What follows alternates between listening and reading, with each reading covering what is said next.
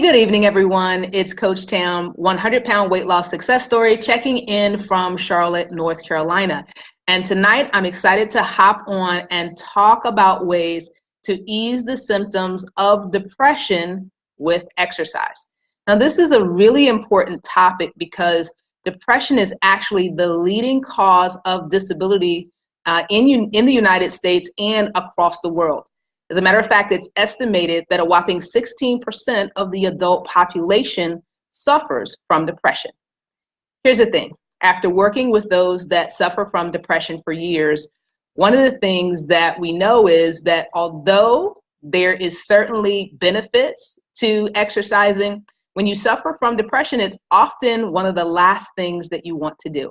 So tonight, I want to give 3 reasons to get moving even when you don't feel like it. So if you know someone that suffers from depression and wants to reduce the use of antidepressants and just needs a little help, a little bit of motivation to get started, then I want you to go ahead and hit that share button and invite them to this broadcast. So let's talk about 3 ways that exercise can improve the quality of life for someone that suffers from depression. Well, the first thing that we know is that regular aerobic exercise can actually reduce the symptoms of depression for those that suffer from mild to moderate depression without a lot of the side effects that come from antidepressants.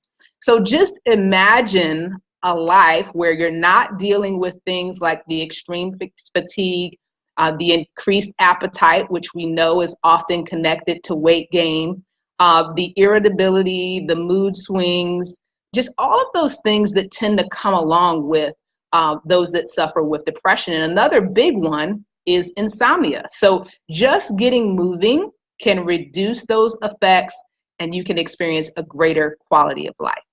The second reason that you should consider getting moving is that exercise does improve sleep quality for those that suffer from depression.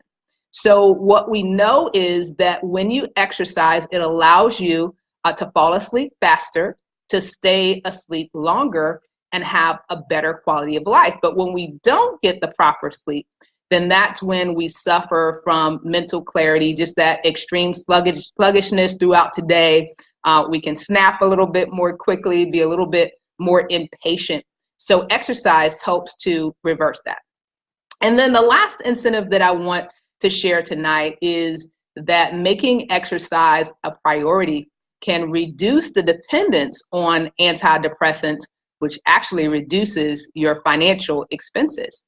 You know, let's face it, having to pay for antidepressants on a regular basis can be expensive, but it's not just that. It's also the costs that are associated for some of those that suffer with depression of having to miss work. So it's all the days of missed work, it's the increased doctor's visits, and it's all the things that you would love to be able to do that you don't currently feel able to do when you suffer from depression.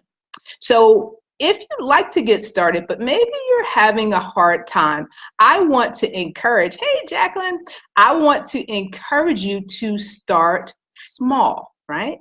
So one of the things that can happen is that when we make a decision that we want to get started, we can bite off, hey there, Parika, we can bite off more than we can realistically chew. So what I actually encourage for those that are suffering from depression and want to get started is to start with just 20 to 30 minutes a day for 3 days a week.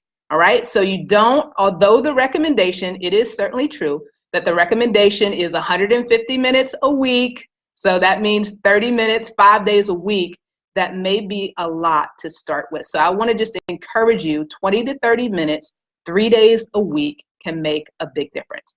If this has been helpful for you, go ahead and hit the like button and share it so that other people can benefit from this knowledge too. You can also find more tips on our website at www.265point.com. Have a great evening and God bless.